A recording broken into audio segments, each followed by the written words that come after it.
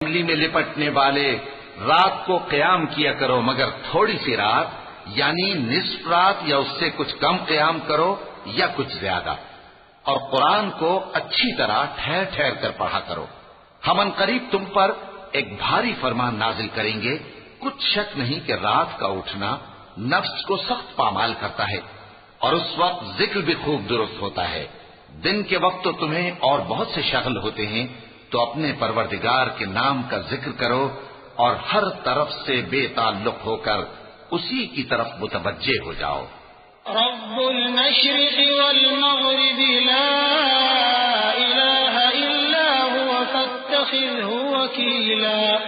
واصبر على ما يقولون واهجرهم هجرا جميلا